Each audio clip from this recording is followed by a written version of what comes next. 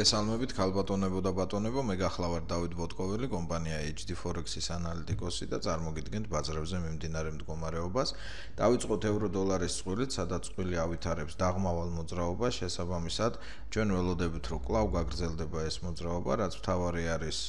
წყვილი შევიდა, ესე ვთქვათ, 1.12 ნიშნულის ქვეშ. აი როგორც ამჩნევთ აქ კონსოლიდაციის შემდეგ უკვე განაგრძო მოძრაობა ორშაბათს და შესაბამისად დღეს უკვე ვართ დაახლოებით 1.11.30 ნიშნულთან შესაბამისად ვიმყოფებით კორექციულ უკუსლაში და მნიშვნელოვანი დონე ხარდაჭერის სახით მას ელოდება უკვე 1.11 ნიშნულთან დაახლოებით, ხოლო იმ შემთხვევაში თუ ბაზარმა მოახერხა 1.11.40 ნიშნულის ზევით გარღვევა და ერთგვარი რეტესტი აი ზუსტად აი წითელ ხაზთან, მაშინ მოსალოდნელია უკვე აღმავალი მოძრაობის განვითარება და შესაძლებელი არის რომ მივიდეთ ისევ 1.12 ნიშნულთან. მანამდე ჩვენ ჯერჯერობით გვაქვს დაღმავალი მოძრაობა და ველოდებით 1.11 ნიშნულს. რაც შეეხება ფუნტი-დოლარის წყვილს, როგორც ხედავთ, ვითარდება დაღმავალი მოძრაობა,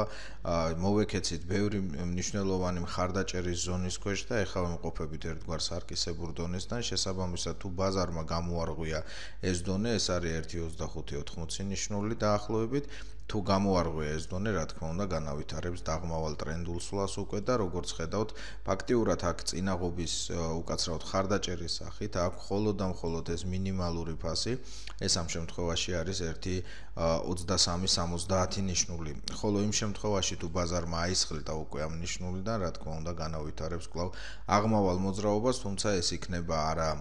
ძირითადი აღმავალი მოძრაობა, არამედ შესაძლებელია იყოს მხოლოდ კორექციული, რომლის შემდეგაც ესე ვთქვათ, გაგრძელდეს უკვე დაღმავალი სვლა და მნიშვნელოვანი არის თუ ვთქვათ, ბაზარი გაარღვევს უკვე 1.28 ნიშნულს, რომელიც წარმოადგენს ბოლო მაქსიმალურ საზღვარს ბაზრისთვის, მაშინ უკვე გადაიქცევა ეს დაღმავალი მოძრაობა უკვე გადავა აღმავალ სვლაში და შესაბამისად განვითარდება აღმავალი ტრენდული სვლა. რაც შეეხება დოლარ-შვეიცარიულ ფრანკს, აქ ფაქტიურად ესეთი კონსოლიდაცია მიმდინარეობს, ძლიერი ესეთი გამოკვეთილი მოძრაობები ჩვენ არა გვაქვს და მოქცეულია 0.97-70-სა და 0.96-40 ნიშნულს შორის. შესაბამისად, თუ 0.97-70 ნიშნულს გადავლახავ და პლუს ამას რა თქმა უნდა გავარღვევთ ბოლო ესეთი მაქსიმუმს, ეს არის 0.98 ნიშნული, მაშინ განვავითარებთ უკვე აღმავალ სვლას და მოსალოდნელი არის, რომ ბაზარი მივიდეს უკვე მაქსიმალურ ფასებთან, ანუ პარიტეტებთან. რაც შეეხება დოლარ-იაპონური ენს, ბაზარმა მიაღწია ძლიერ წინაღობის საზღვარს, აი 4 საათიანზე ძალიან კარგად ჩანს, რომ ეს წარმოადგენს ძლიერ ფასს, ეს არის 111-70 ნიშნული და ჯერჯერობით აისხლდა მისგან, ეხლა ამ ეტაპზე ვიმყოფებით 111 ნიშნულთან დაახლოებით და შესაბამისად, თუ 111 ნიშნული ვერ გავარღვიეთ, მაშინ რა თქმა უნდა განავითარებთ აღმავალ სვლას უკვე ისევ 111-70 ნიშნულამდე. იმ შემთხვევაში თუ 111 ნიშნული გადმოვლახეთ უკვე ქვევით, მოსალოდნელია 170 ნიშნულის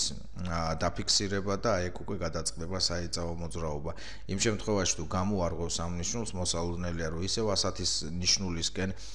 დაიძრას სვლა, ხოლო თუ ვერ გამოარღვევს, რა თქმა უნდა გადავალთ ერთგვარ ესეთ განივ ფლეტში